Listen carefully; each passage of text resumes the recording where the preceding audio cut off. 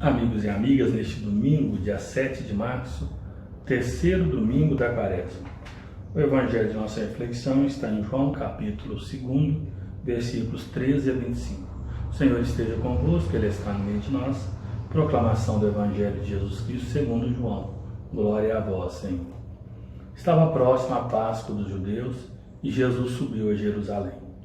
No templo, encontrou os vendedores de bois, ovelhas e pombas, os cambistas que estavam aí sentados. Fez então um chicote de cordas e expulsou todos do templo, junto com as ovelhas e os bois. Espalhou as moedas e derrubou as mesas dos cambistas. E disse aos que vendiam pombas: Tirai isso daqui, não façais da casa do meu pai uma casa de comércio.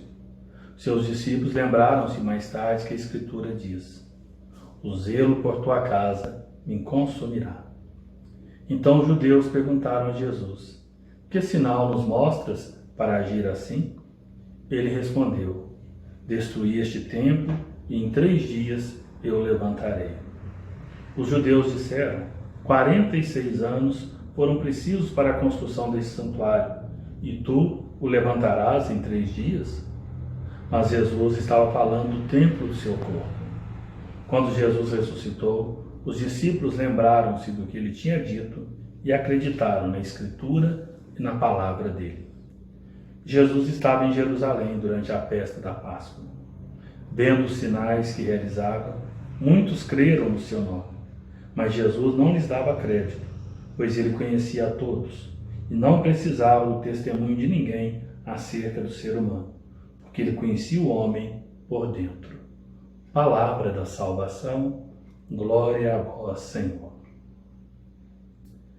Jesus chega ao templo de Jerusalém na ocasião da festa da Páscoa. Jerusalém, naquela época, era uma cidade com cerca de 50 a 55 mil habitantes. E na época da festa da Páscoa, mais de 125 mil pessoas. Alguns dizem até que chegava a 180 mil pessoas. Para nós termos uma consciência da dimensão daquela festa da Páscoa. Era uma das 4 festas anuais que exigiam a peregrinação dos fiéis até a capital. Era uma viagem sagrada, religiosa, uma verdadeira romaria, que o bom judeu, mesmo longe, procurava estar em Jerusalém naquela ocasião.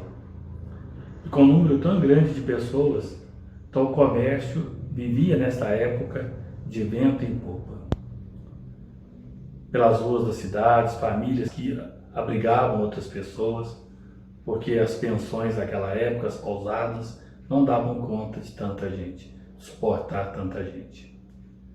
E em volta do templo havia todo também um comércio, pois tinham que trocar as moedas, porque na moeda que existia, a efígie do imperador era tido como uma moeda impura. Por isso a exigência de oferecer o seu sacrifício, comprar os animais para os sacrifícios com a moeda oficial do templo. E os cambistas aproveitavam e cobravam e ganhavam até 8% nessas transações. As famílias dos sumos sacerdotes Anás e Caifás praticamente eram detentoras de todo o aluguel do comércio ali em torno, em volta do templo. Por isso ganhavam muito dinheiro nesta ocasião com a venda dos animais, seja dos cordeiros, carneiros, seja também das pombas, os animais de menor porte. Quando Jesus percebe toda aquela atividade comercial, Jesus fica indignado.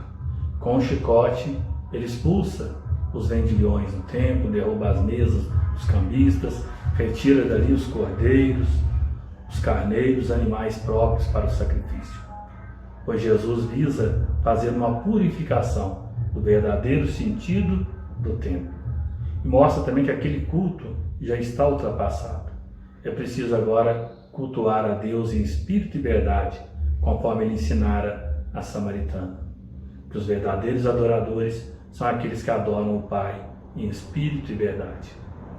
Jesus ainda diz que eles poderiam destruir o templo, que em 3 dias ele iria reerguê-lo.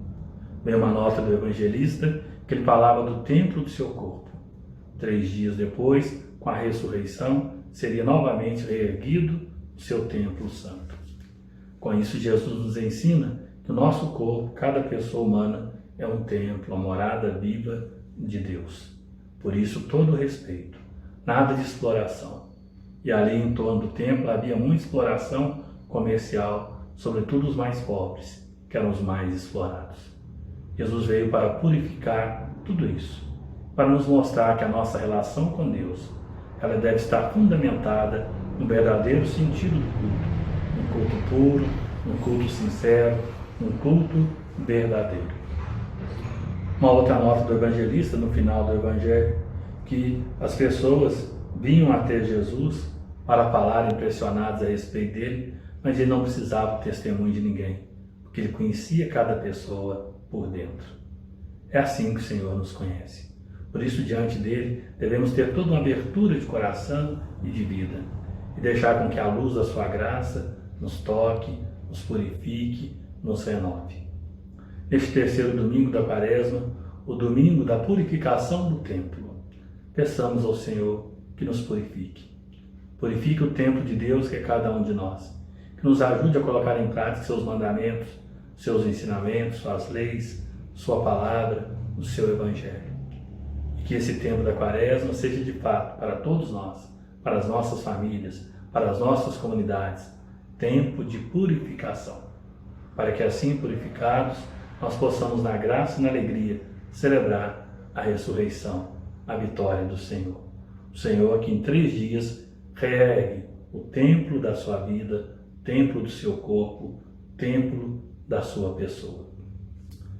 Oremos. Ó Deus, fonte de toda misericórdia e toda bondade, vós nos indicaste o jejum, a esmola e a oração como remédio contra o pecado. Acolhei esta confissão da nossa fraqueza, para que, humilhados pela consciência de nossas faltas, sejamos confortados pela vossa misericórdia. Por nosso Senhor Jesus Cristo, vosso Filho, na unidade do Espírito Santo. Amém. O Senhor esteja convosco, Ele está no meio de nós. Desça sobre todos vós, desça sobre as nossas comunidades paroquiais, desça sobre as nossas igrejas, desça sobre as nossas basílicas e santuários, trazendo a verdadeira purificação, o verdadeiro sentido do culto e do louvor a Deus, a bênção de Deus que é tão bom. Pai, Filho e Espírito Santo. Amém.